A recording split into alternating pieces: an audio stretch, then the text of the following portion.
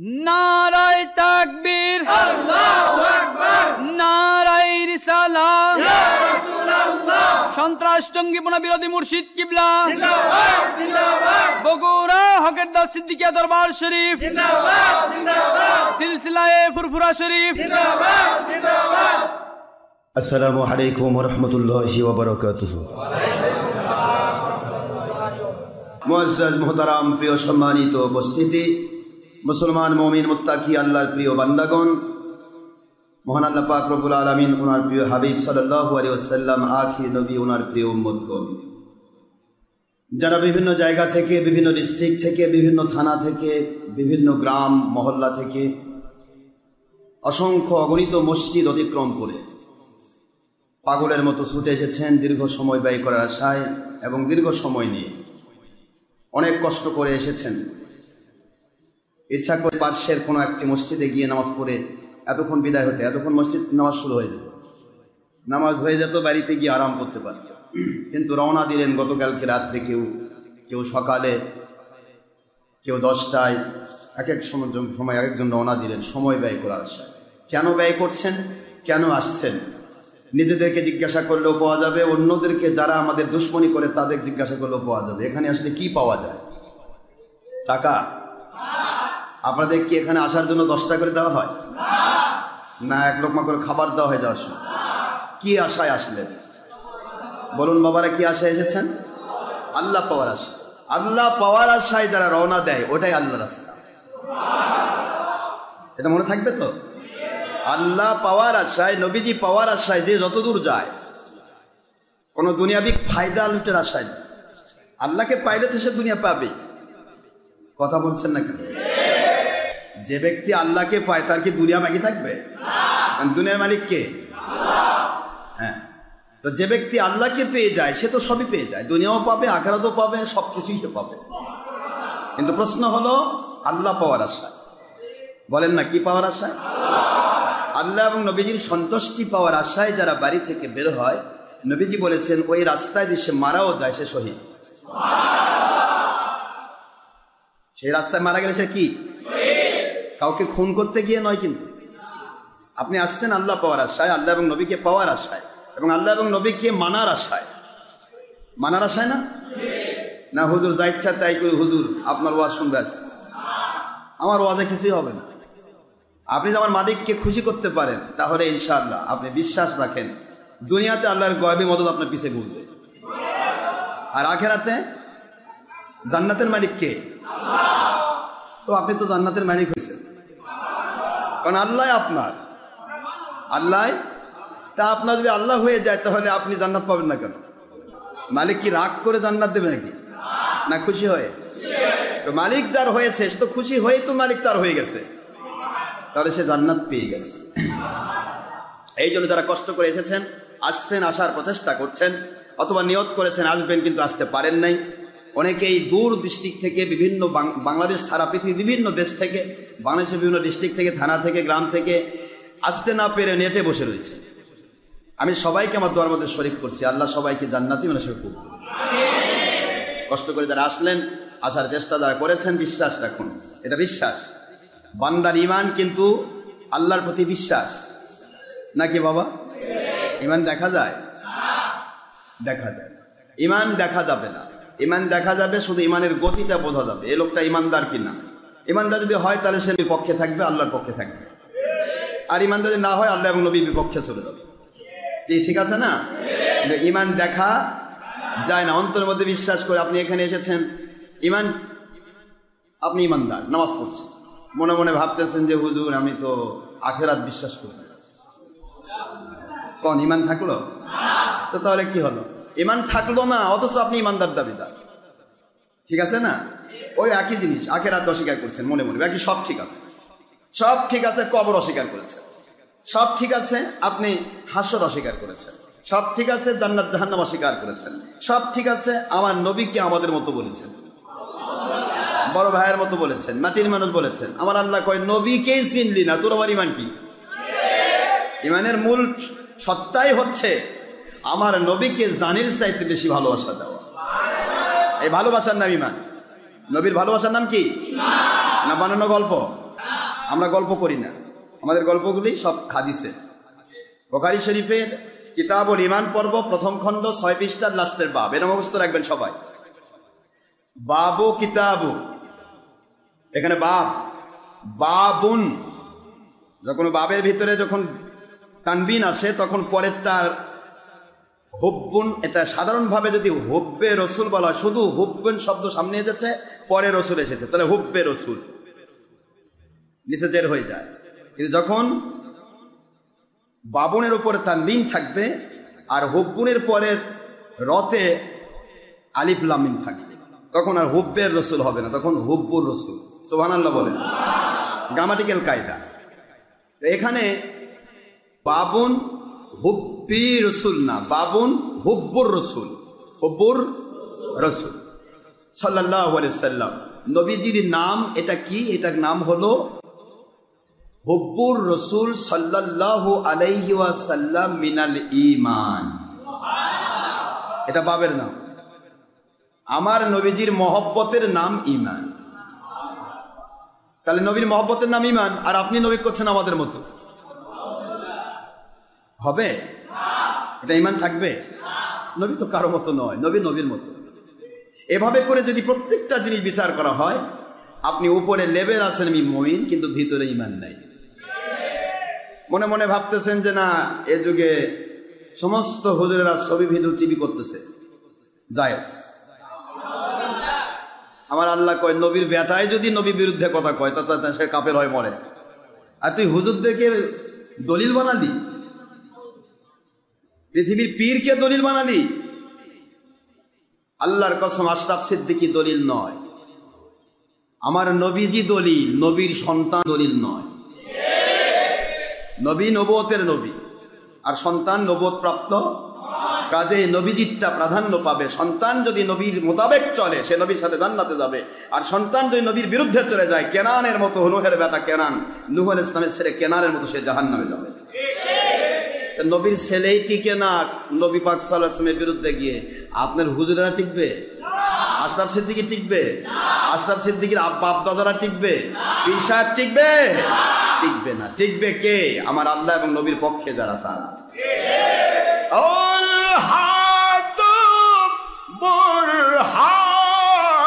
বুরহানাকুম in কুনতুম সাদিকিন।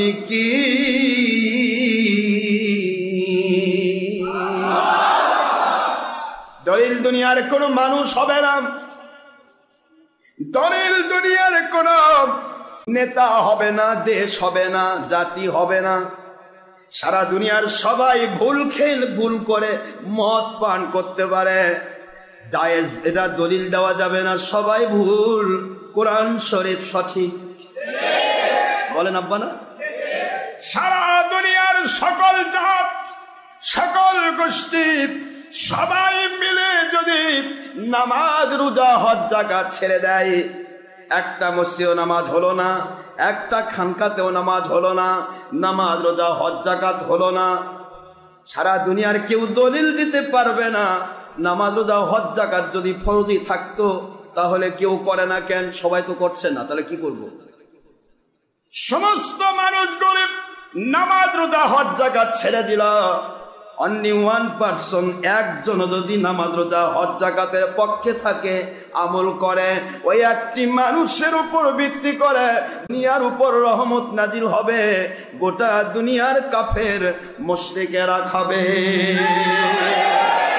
ওই একটি মানুষের উপর ভিত্তি করে দুনিয়ার যদি সবাই মদ ছেড়ে, মদ যদি পান করে ফেলে, কাফের মুশরিকের তর্জ তরিকা ধরে, দুনিয়ার সব মানুষ যদি হারাম খায়, হারাম কাজ করে, সুদ খায়, ঘুষ খায়, জেনা করে, ব্যভিচার করে, চুরি করে, ডাকাতি করে, ছবি করে, ভিডিও করে, টিভি করে, প্রজেক্টর করে, নিজের চেহারা পরনারীর কাছে তুলে ধরে, যেটাই করুক না কেন, সারা দুনিয়ার সবাই ভুলের ভিতরে রয়েছে।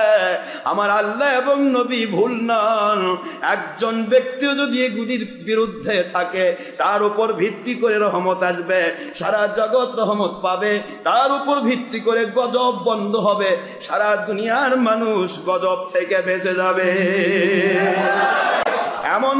আমার একজন মানুষ যদি দুনিয়ার মধ্যে না থাকে, আমার আল্লাহ বলেন আমি মুহূর্তের ভিতরে গোটা জগৎ ধ্বংস করে দেব। এমন ধরনের একটা মানুষ যদি থাকে দুনিয়াতে, যেই মানুষটি আল্লাহকে মানার মতো মানে, অন্যকে মানানোর আপ্রাণ চেষ্টা করে, মুখস্থ রাখবেন।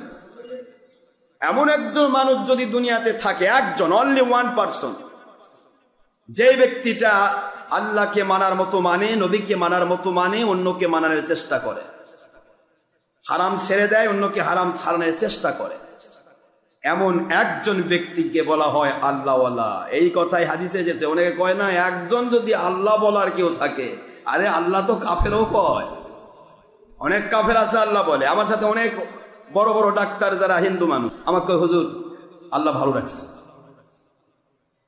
কিন্তু সে কি আল্লাহ আল্লাহ বলতেছে। আল্লাহ কাফেরও কয়, ইহুদিরা সবাই আল্লাহ বলে, খ্রিস্টানরা সব আল্লাহ বলে। একজন আল্লাহ বলনেওয়ালা থাকলে দুনিয়া ধ্বংস হবে না। কি বাহাদুর!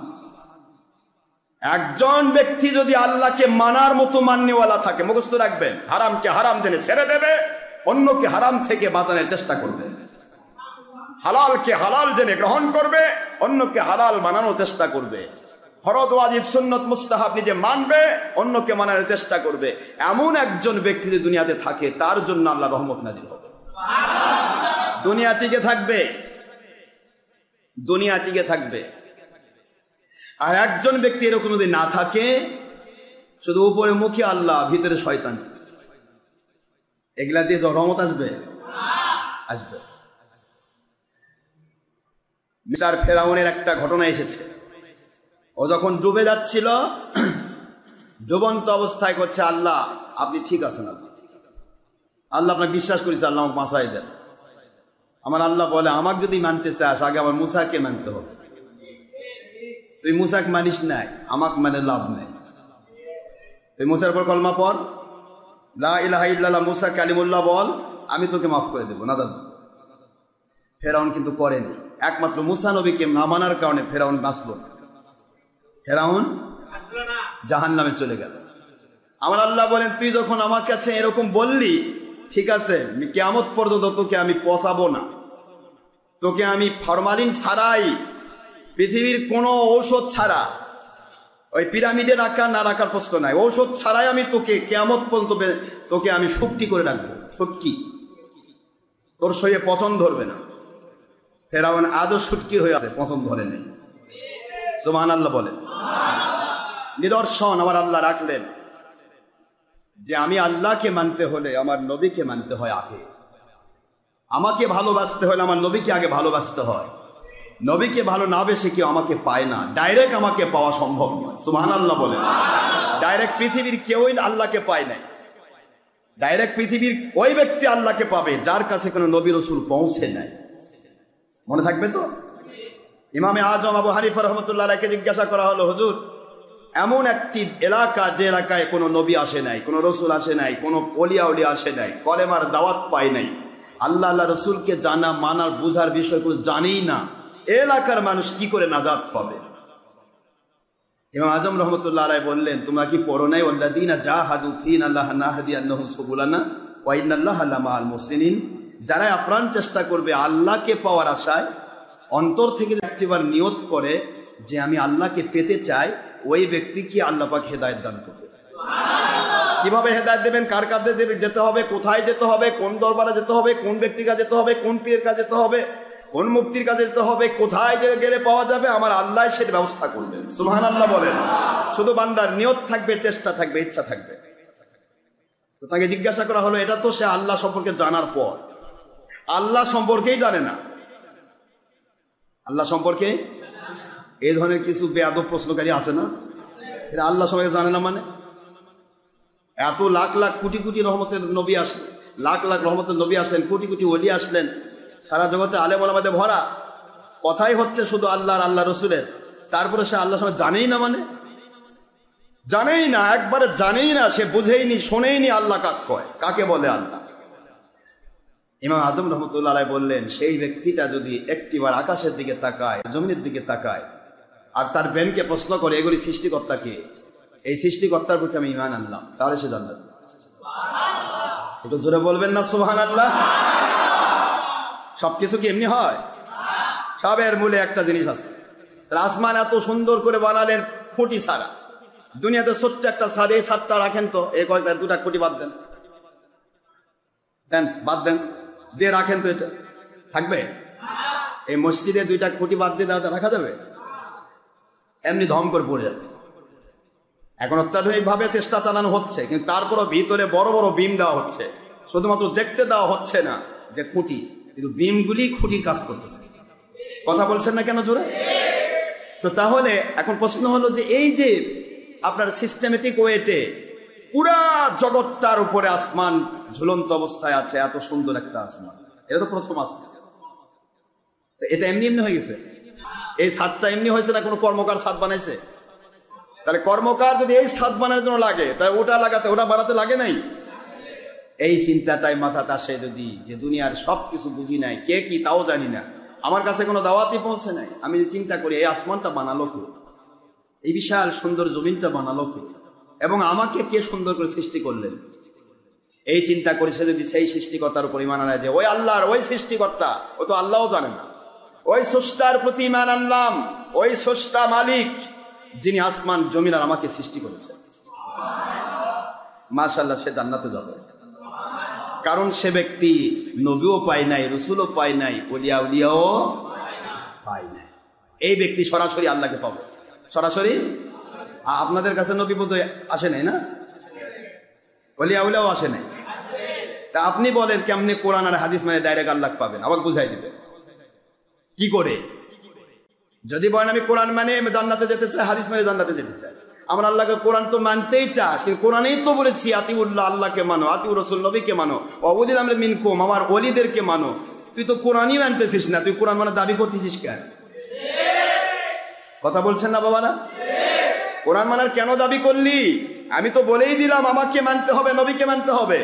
এরপরে কিয়ামত পর্যন্ত উলিল আমর তারা যারা আল্লাহ পাক রব্বুল আলামিনের পক্ষ থেকে খেলাফত পান, নবীজির থেকে খেলাফত পেয়েছেন সাহাবায়ে কেরাম, সাহাবীদের থেকে খেলাফত পেয়েছেন ওলিয়া উলিয়া, সেখান থেকে খেলাফত পেয়েছেন ছাপাস বাই পাট, ইমাম মাহদি পর্যন্ত এই খেলাফতের দরজা পৌঁছবে। সুবহানাল্লাহ বলবেন না জোরে?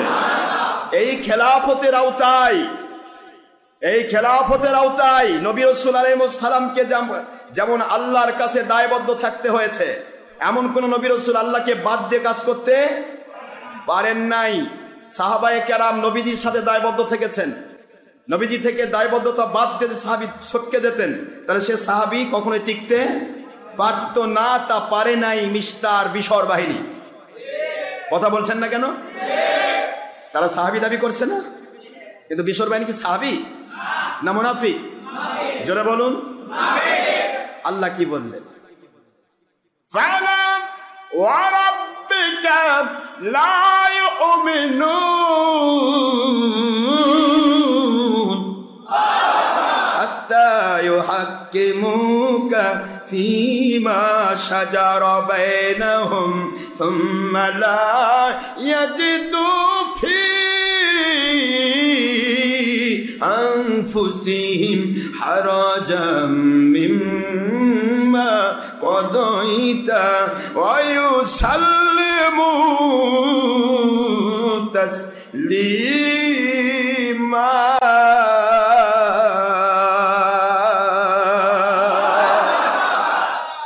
আল্লাহ বলেন, বন্ধুগো,